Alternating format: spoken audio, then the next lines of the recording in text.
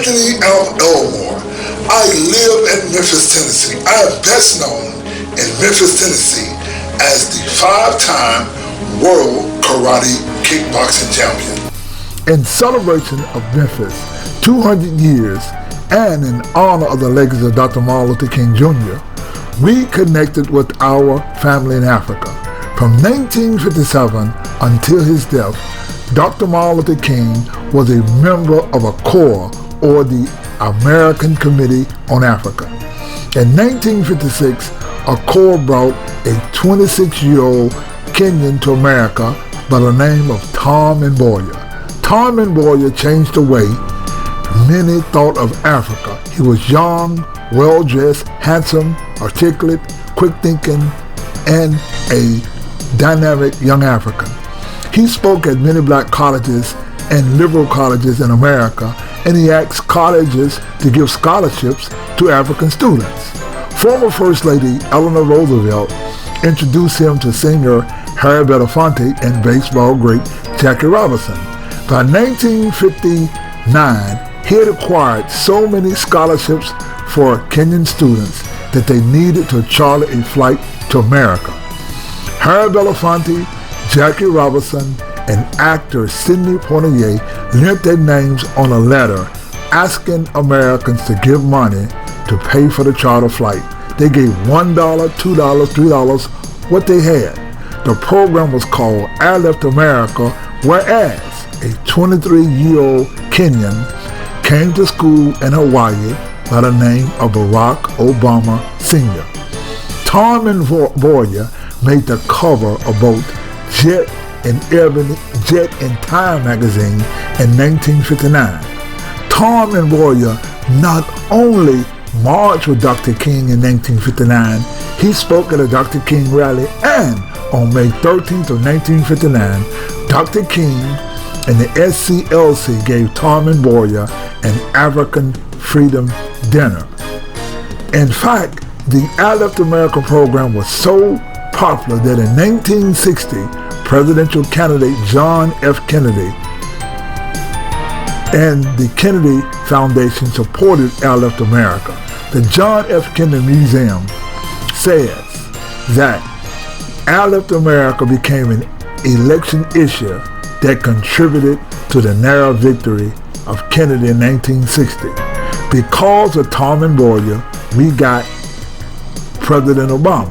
We also got President Kennedy. It was Thurgood Marshall who wrote Kenya's Constitution.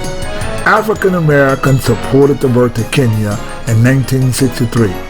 Mboya, like John Kennedy, Robert Kennedy, and Dr. King, died of an assassin's bullet 50 years ago in 1969. On October 30th through November 1st, Kenyan dignitaries come to Memphis to honor the legacies of Dr. Martin Luther King and Tom Mboya via joining with Americans via family, culture, trade, economics, history, religion, education, and relationships. It was Anthony Elmore who traveled to Kenya to ask Kenyan President Uhuru Kenyatta to come to Memphis to invite African Americans to Africa. Memphis will be Africa's distribution center. Kenyan dignitaries made their first stop in Memphis in Orange Mountain, the first neighborhood built for blacks by blacks in America. They visited the home of Anthony Elmore, the first all-African home in America. Elmore explained that African Americans spend in excess of $600 million a year on home furnishing. Elmore wants to partner with Kenya to produce home furnishings for the American market. Elmore treated the dignitaries to authentic African food. At 10:30, the group took the VIP FedEx tour. FedEx explained that they started entering to Africa in South Africa, and they highly value Kenya, and that they want to move to look into going to Kenya in the future. Thursday, October the 31st, history repeated itself.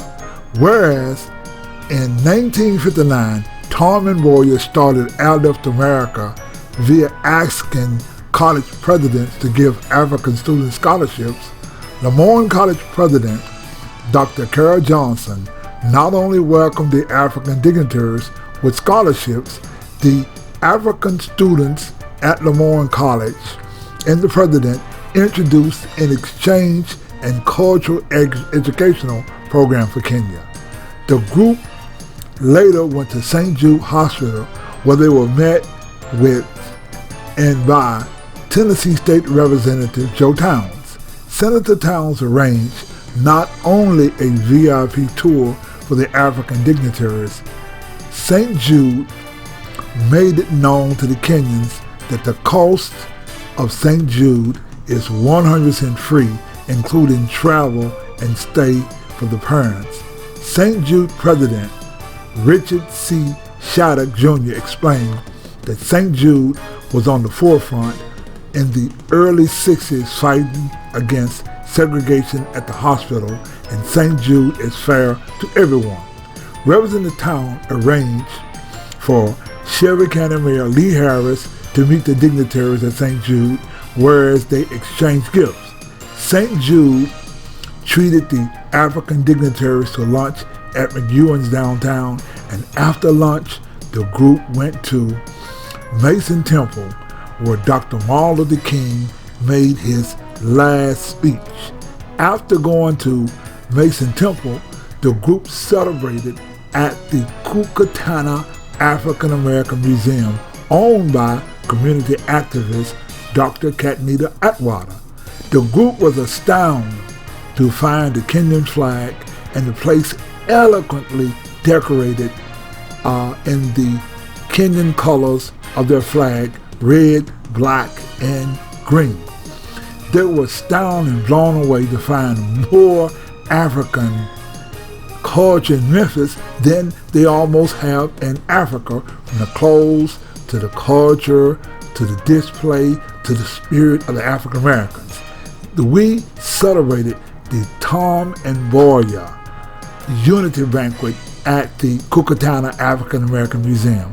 Tom and Mboya is one of the founding fathers of Kenya, and we celebrated and honored Tom and Mboya's 50th, and we also took the time to make this celebration a part of Memphis' 200th anniversary, and we also honored the 50th anniversary of Tom and Mboya and the 50th anniversary of Dr. Martin Luther King. On Friday morning, the group met at the office of Congressman Steve Cohen, and they were surprised to meet the king of the Chitlin Circuit, Mr. Bobby Rush, as they showed together the Wakanda salute. The group was treated to lunch by Mr. Devin Buford of First Horizon Bank. Mr. Buford is the Vice President of International Banking, and he provided them lunch at the Memphis Chamber of Commerce, whereas the Chamber's President, Ms. Beverly Robertson, welcomed the group and committed not only to developing trade, economics, business development. The Chamber offered technical assistance to Kenya. The group was on a total whirlwind tour. In fact, after meeting the Chamber of Commerce, the group rushed to the Martin Luther King National Civil Rights Museum, where they met Congressman Steve Cohen. The group meeting with Memphis Congressman Steve Cohen was perhaps the most significant part of the meeting. For the time he got elected to Congress in November 2006, 90 days later, Congressman Steve Cohen was at Anthony Elmore's house for the first Black History Month African dinner. Memphis Congressman Steve Cohen took a picture, and it's rare to see even a black congressman with the background of kente cloth. Congressman Steve Cohen was the first to introduce legislation and got it passed, whereas America apologized for slavery. Congressman Cohen arranged for Elmore to meet with the Congressional Black Caucus to support the idea of a homecoming celebration in Kenya. Congressman Cohen not only took an African mud cloth tuxedo that Elmore made in Ghana for President Obama, Congressman Cohen mentioned about the work of Elmore on the floor of Congress. Congressman Cohen has visited 6 African countries and was prepared to go to Kenya years ago after arranging for Elmore to meet Kenya Ambassador Peter Ogigo. Kenya, in its political divided state, new Ambassador Ekanal Odimbo rejected the idea that Elmore brought. Congressman Cohen sent numerous letters to Kenya Ambassador Robinson Kathari, who did not even answer the letter to Memphis Congressman. Congressman Cohen in Memphis was the first to acknowledge Tharman Lawyer's 60th. Listen to what Congressman Cohen said at Tharman Lawyer's 60th. While we're here at AMP Elmore, AMP has done so much to try to help promote Memphis and international trade with Africa, with Kenyans in particular. We've worked with him and will continue to work with him with ambassadors and embassies in Washington, trying to promote trade. It's a logical thing to do, and it's imperative that we have Memphis in the forefront to try to take this as an opportunity to promote Memphis and Africa, and that's what AMP can do. We have our United States Congressman prepared to visit Kenya. Elmore asked Congressman Cohen to use his influence to ensure that the pioneers like Thurgood Marshall, who wrote Kenya's first constitution, Harriet Belafonte, Jackie Robinson, Sidney Poitier, Eleanor Roosevelt, A. Philip Randolph, President John F. Kennedy, and all the Americans who supported the birth of Kenya be properly honored. We want to develop a trade deal with Kenya. An acronym for trade means transforming, repositioning African descendants' economics. African Americans spent $63 billion in 2018 on tourism. Black America buying power is $1.2 trillion. Trade begins when Kenya President Uhuru Kenyatta comes to the National Civil Rights Museum in Memphis and honors the legacies of Dr. Martin Luther King and Tharman Warrior via inviting African Americans to visit their ancestral home of Africa, starting with Kenya and President Obama. The Kenya group concluded their Memphis tour at the Malco Majestic Theater in Memphis, where Governor Nyong'o and the African dignitaries were met with applause, and everyone bonded watching the movie Harriet. Anthony F. Elmore calls himself the Harriet of the 21st century, whose prayer is to bring the African and the African American family together. Memphis and the city of Kisumu. So you will see more of us in the city of Memphis, and you see more of you in Kisumu and Kenya at the top of Lake Victoria. Are you welcome and you coming? Yes. You are coming. Yes. I will see you there. All right. See you there.